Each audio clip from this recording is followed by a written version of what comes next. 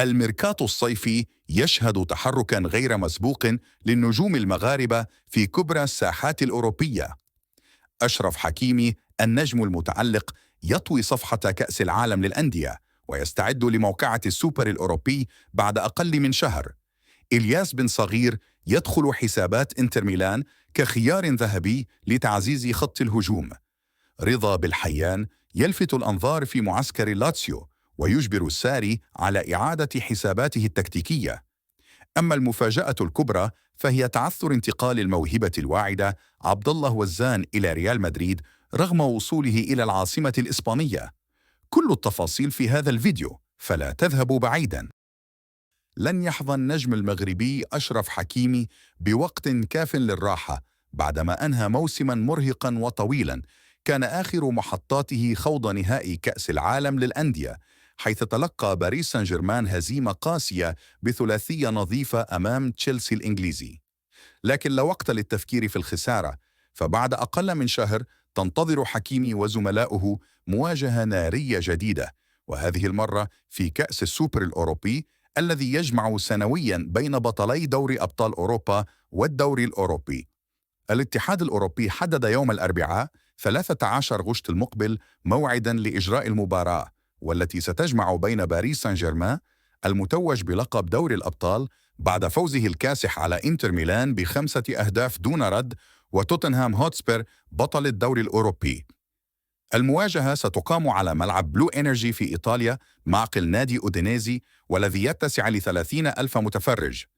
وسيكون هدف الفريق الباريسي هو تحقيق 5 ألقابه هذا الموسم، عندما يصطدم بمنافس إنجليزي جديد على أمل محو آثار الهزيمة الأخيرة أمام تشيلسي في النهائي العالمي. كشفت تقارير إعلامية إيطالية أن الدولي المغربي إلياس بن صغير متوسط ميدان نادي موناكو الفرنسي بات محط اهتمام متزايد من طرف مسؤولي إنتر ميلان خلال سوق الانتقالات الصيفية الجارية. ووفقا لصحيفة كوريري ديلو سبورت، فإن إنتر يتابع بن صغير منذ فترة طويلة ويضعه ضمن أولوياته في الميركاتو الحالي، بعدما أثبت جدارته رفقة فريق الإمارة وقدم أداء لافتا جذب أنظار كبار القارة. في المقابل يولي النيراتزوري اهتماما خاصا بالنجم النيجيري أديمولا لوكمان مهاجم أتلانتا، غير أن المطالب المالية المرتفعة لناديه والتي تصل إلى 50 مليون يورو دفعت مسؤولي إنتر للتفكير في بدائل أقل تكلفة وأكثر مرونة تكتيكية يتقدمهم إلياس بن صغير. المصدر ذاته أوضح أن بن صغير يعتبر الخيار المثالي في حال فشلت صفقة لوكمان، وأن المفاوضات بشأنه ما تزال مفتوحة رغم المنافسة القوية من أندية أخرى تسعى بدورها للظفأ بخدماته. ويذكر أن بن صغير البالغ من العمر 20 سنة يرتبط بعقد مع موناكو يمتد حتى صيف 2027، وقد خاض 11 مباراة دولية مع المنتخب المغربي الأول سجل خلالها 3 أهداف. بات الوجه الجديد في صفوف لاتسيو، لاعب الوسط المغربي رضا بالحيان محط اهتمام واسع داخل النادي بحسب ما أفادت به صحيفة توتو ميركاتو. اللاعب الشاب لفت الأنظار بسرعة، خاصة من قبل المدرب موريتسيو ساري الذي يظهر اهتماما خاصا بتطور مستواه. ووفقا لموقع لاتسيو سيامونوي، فقد بدأ بالحيان مشواره في التدريبات كلاعب وسط أيسر قبل أن يتحول بشكل دائم إلى مركز الوسط الأيمن خلال التمارين التي تعتمد على المساحات الضيقة، ويبدو أن هذا المركز يناسبه تماما في هذه المرحلة، ما يعزز من قيمته التكتيكية بالنسبة لساري.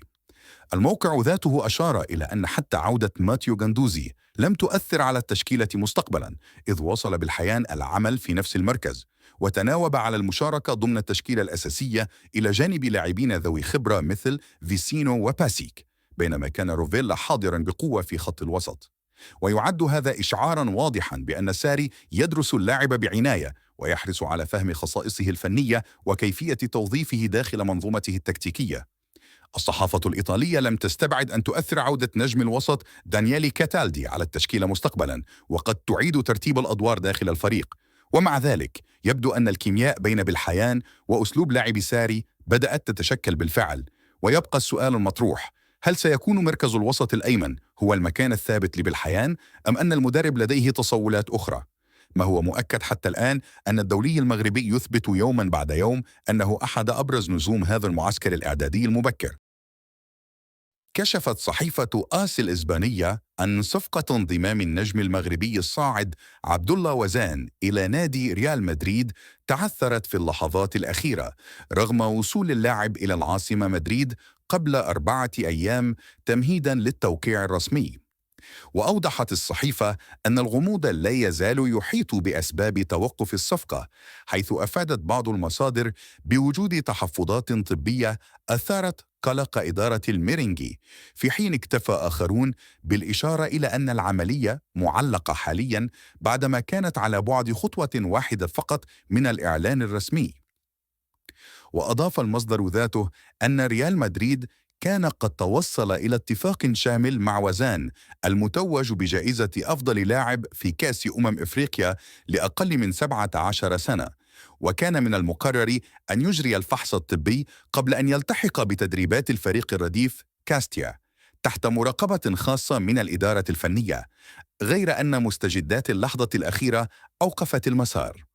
وأشارت الصحيفة إلى أن القرار النهائي بشأن مصير الصفقة يتوقع اتخاذه خلال ساعات قليلة بين مساء الخميس وصباح الجمعة كأقصى حد، في ظل ضغوط داخلية على مسؤولي النادي لحسم الملف، إما بالمضي قدما في التوقيع أو الانسحاب نهائياً. يذكر أن عبد الله وزان البالغ من العمر 16 سنة رفض 3 عروض لتجديد عقده مع أياكس أمستردام، مفضلا مشروع ريال مدريد رغم وجود اهتمام رسمي من أندية كبيرة مثل باريس سان جيرمان وبرشلونة.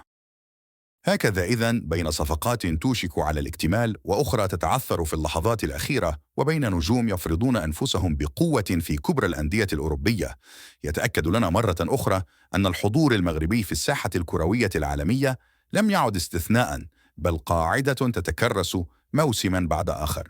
ما رأيكم أنتم؟ هل نرى بن صغير في إنتر؟ وهل يعود ريال مدريد لضم وزان؟ شاركونا آراءكم في التعليقات، ولا تنسوا دعمنا بالإعجاب والاشتراك لمواصلة تغطية كل جديد يخص النجوم المغاربة حول العالم. نلقاكم قريبا في حلقة جديدة، والسلام عليكم.